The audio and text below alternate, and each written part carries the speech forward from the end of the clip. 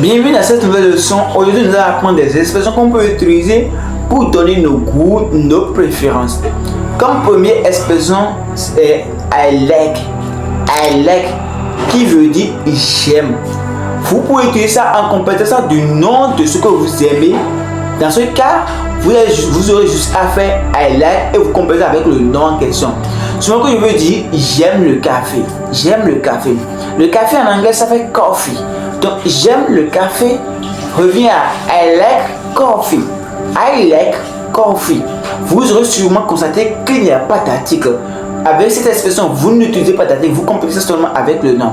Maintenant, si votre préférence est une action, vous aimez faire quelque chose, dans ce cas, vous devez précéder l'action, vous devez précéder le verbe de tout. Donc, ça revient. Je prends un exemple. J'aime regarder télévision. J'aime regarder la télévision. J'aime regarder la télévision. Et regarder la télévision, ça va être watch TV. Watch TV. Le verbe c'est to watch. Mais pour utiliser l'expression de l'action watch, on va préciser le tout. Donc pour dire j'aime regarder la télévision, revient à I like to watch TV. I like to watch TV. I like to watch TV. Donc il y a aussi une troisième manière que vous pouvez utiliser pour faire ça. Au lieu de dire I like to watch TV, vous pouvez dire I like watching to TV. I like watching TV. Vous l'aurez sûrement constaté. Au lieu d'utiliser tout plus le verbe, vous pouvez utiliser le gérontif du verbe en question, c'est-à-dire vous complétez le verbe avec ing. Donc I like watching TV. I like watching TV. De la même manière, vous pouvez en même temps dire ce que vous n'aimez pas, ce que vous ne préférez pas, ce qui n'est pas votre goût. Je prends juste un exemple. Je n'aime pas le café. Donc comment je peux dire ça? On sait que I like coffee, ça veut dire j'aime le café. Donc pour donner la forme négative de notre phrase affirmative qui est au présent, ça fait I don't like coffee. I don't like coffee. I don't like coffee. I don't like coffee. I don't like coffee. I don't like coffee. Donc ça passe. On ira mettre sur la deuxième expression qui est I'm into. I'm into.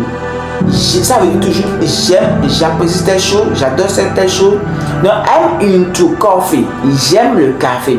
I'm into coffee. J'aime le café.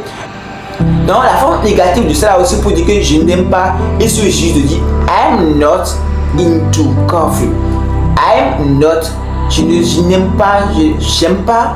I'm not into coffee. Je n'aime pas le café. I'm not into tea. Je n'aime pas le thé. Maintenant, on ira maintenant sur la troisième expression qui est I'm et personne.